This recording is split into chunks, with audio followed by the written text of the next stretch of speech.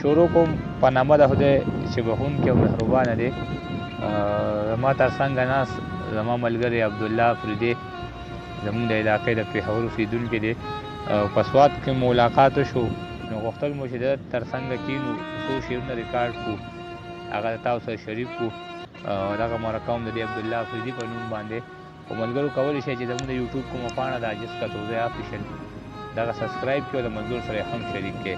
دغه شعرونه د عبدالله تاسو ته ډالۍ وي چې ښه وي ژوندون خبره نه مني، ښه وي ژوندون خبره نه مني، څوک چې د لمسون خبره نه مني. زړه مې د ماشوم غوندې ورکوټی دی ځان کړي جړغون خبره نه مني. ستا د سترګو جنګ سره بلد یمه سوچ مې د سکون خبره نه مني. ستا د سترګو جنګ سره بلد یمه سوچ مې د سکون خبره نه مني. تل به د انګریزو غلامۍ کوي څوک چې د پښتون خبره نه مني. تل به د انګریزو غلامۍ کوي څوک چې د پښتون خبره نه مني. خپې د امیدونو مې معذوره دي زړه مې د بدلون خبره نه مني. تا پسې عجز ډېر ستړی شوی دی ځکه د لټون خبره نه مني. دغه څو شعرونه یې نور ملګرو ته ډالۍ وي چې ځکه خو ماته هر انسان سترګه کږه نیولې ځکه خو ماته هر انسان سترګه کږه نیولې. ما د دې ښار هر یو سړي ته آینه نیولې. ما چېرته دومره دردېدلی تصویر نه ولیدې ما چېرته دومره دردېدلی تصویر نه ولیدې. یوې ړندې ماشومې لاسو کې ډیوه نیولې. تېزه سیلۍ ده چې حالي کور مې څوک ونه ویني تېزه سیلۍ ده چې حالي کور مې څوک ونه ویني. په دواړه لاسه مې د خپل کور دروازه نیولې.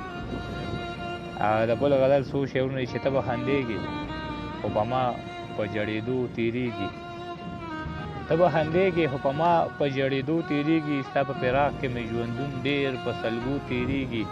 لکه کاروان چې په تیرو باندې خاموشه تېر شي زما د سترګو اوښکې داسې په لیمو تېرېږي. لکه کاروان چې په تیرو باندې خاموشه تېر شي زما د سترګو اوښکې داسې په لیمو تېرېږي. ساګ او شړشم یې بهانه دي لیلا زړه شو کوي ساګ او شړشم یې بهانه دي لیلا زړه شو کوي. چې د کور نه رابهر او په پټو تېرېږي. که زما وخت د ځنکدن هم وي پاسم به اشنا کله چې غوږ سره مې شړنګ ستا د بنګړو تېرېږي. هر څوک راغی بېنوا دا ستا له دره اشنا اوس هم کچکول په لاس عجز ستا په کوڅو تېرېږي. حشمت صاحب د بل غزل څو شعرونه دي چې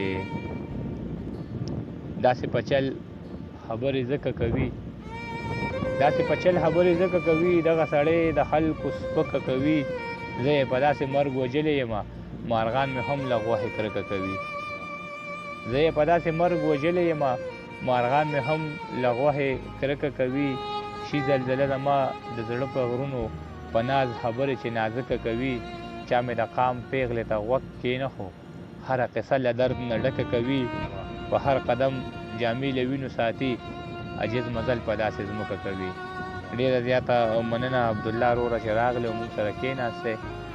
به دغه په آخره کې بیا دغه یو خواست چې دغه زموږ د یوټیوب پاڼه خوښه کړې ښاد آباد او بریالي اوسئ. د لوی الله په امان.